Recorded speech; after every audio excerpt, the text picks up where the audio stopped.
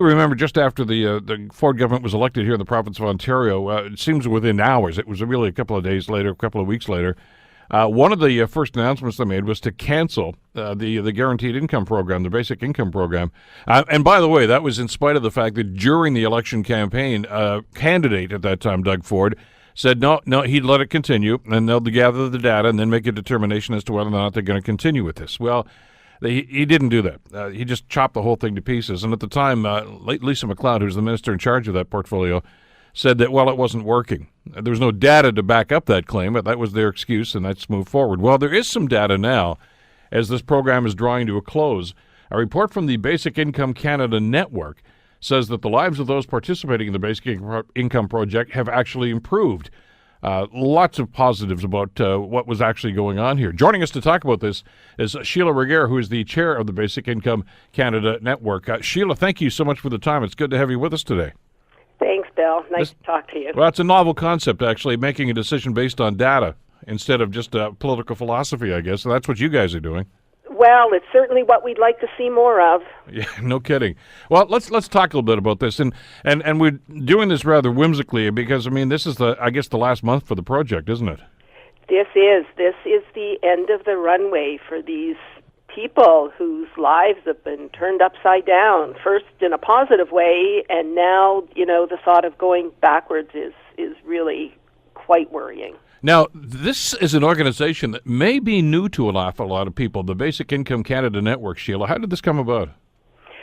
So we were actually formed a little over 10 years ago, but there's been a basic income movement that's been sustained over a long time internationally. And so there actually is a lot of research that has gone into this worldwide. We have evidence from pilots that were run in the 1970s in Canada. So we just knew that this was the time for this to really come back to the forefront.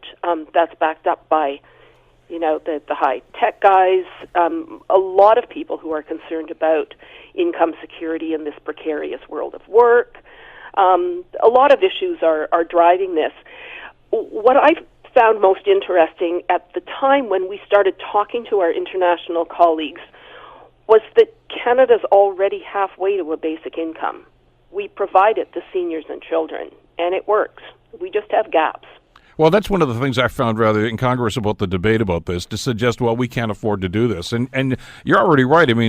That horse is already out of the barn. We do this. And I know there's a debate going on in the States right now. Donald Trump doesn't want the United States to become a socialist country. Yet they have the same sort of thing. They have Social Security, they have old age pensions. And there's help here for those that are in need. We're already doing this. It's just a matter of how far can we extend it, or should we extend it? And how we can do things more effectively. The money we're throwing into a lot of programs is not getting the results we need. And so if we're talking about affordability, that's one of the key things that anybody looks at in a budget. Are you getting value for your money? Yeah. Well, bang for your buck.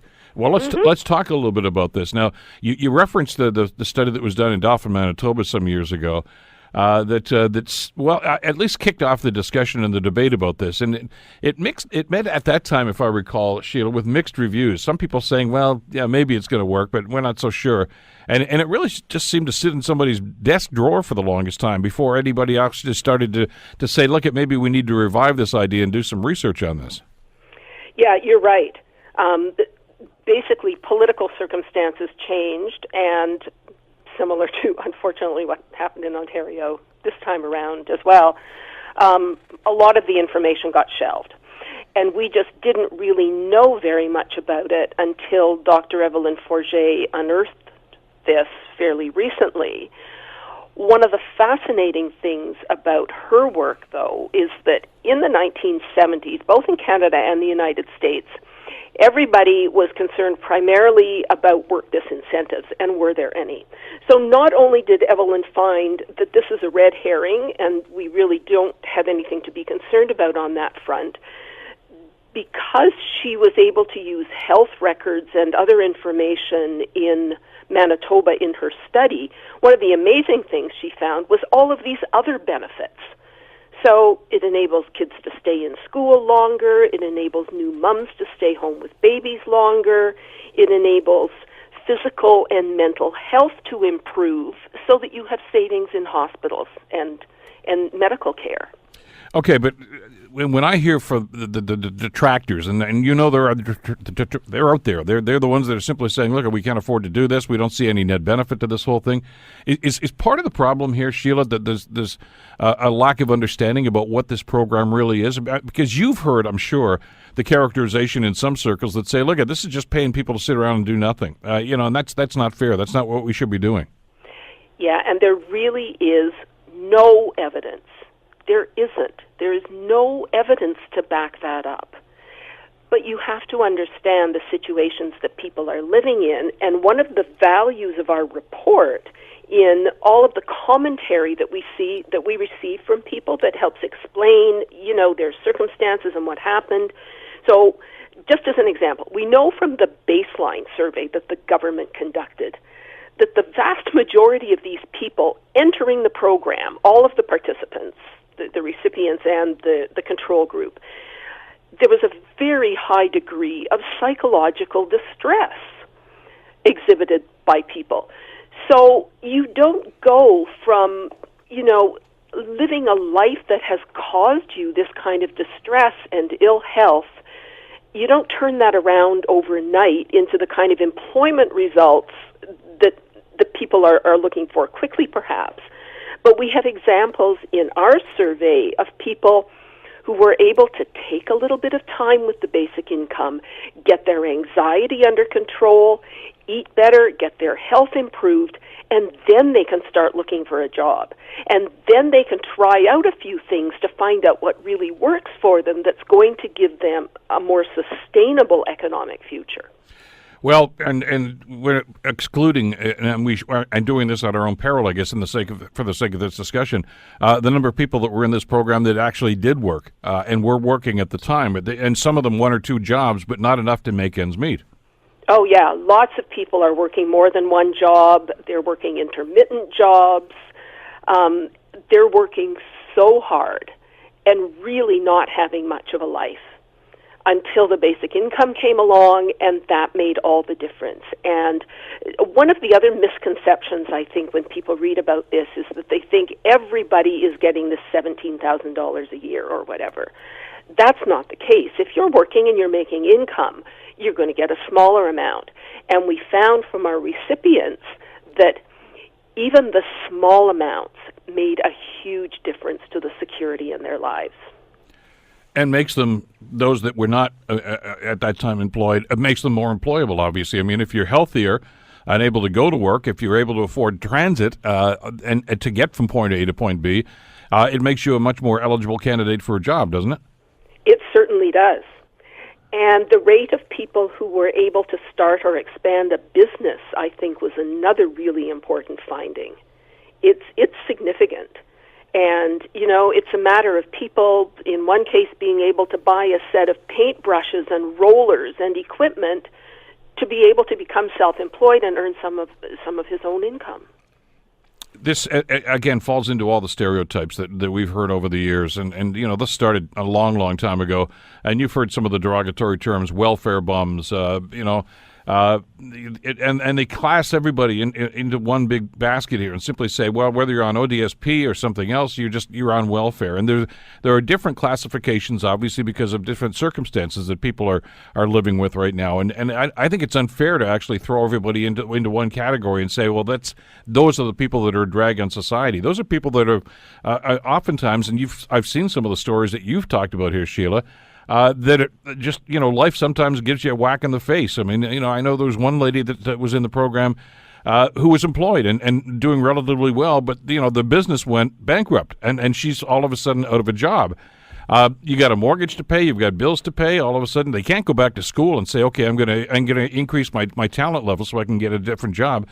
Sometimes you're kind of between a rock and a hard place, and that's, I think, one of the purposes of a program like this, is it not?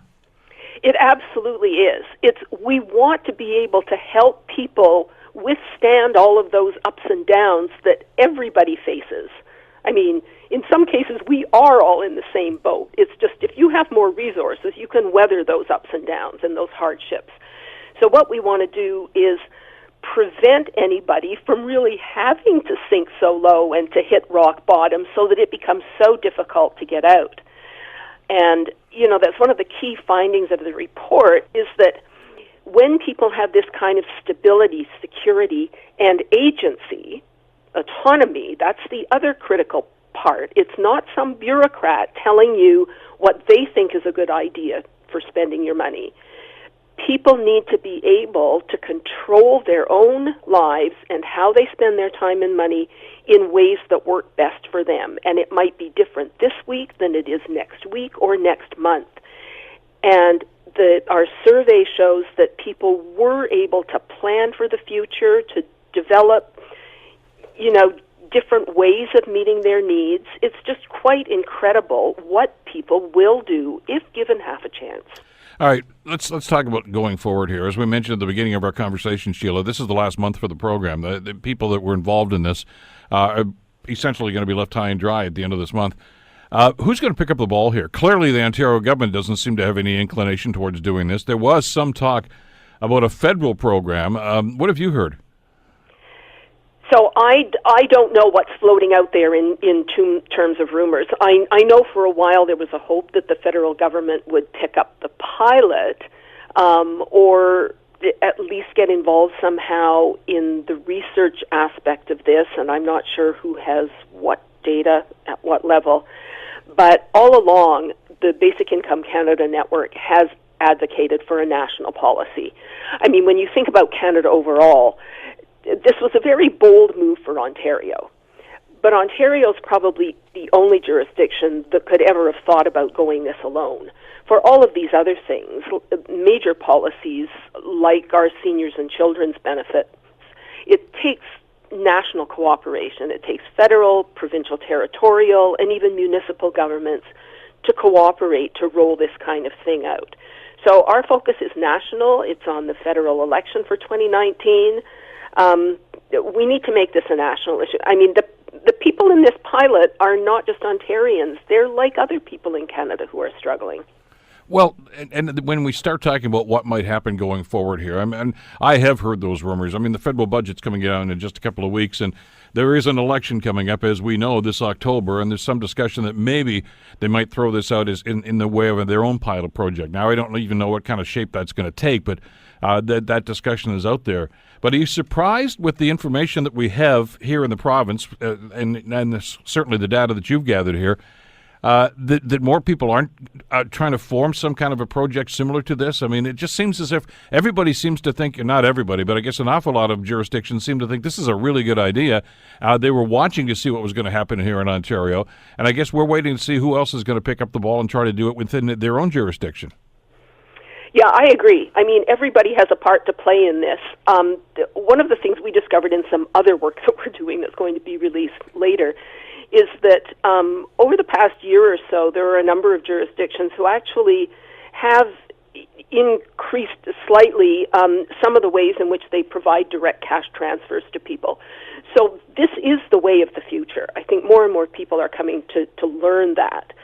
So, you know, the province could build on it partially. The federal government taking leadership would be enormously important, but it certainly is doable. And we think we should really just, I mean, we have to get on with this. It just makes so much sense.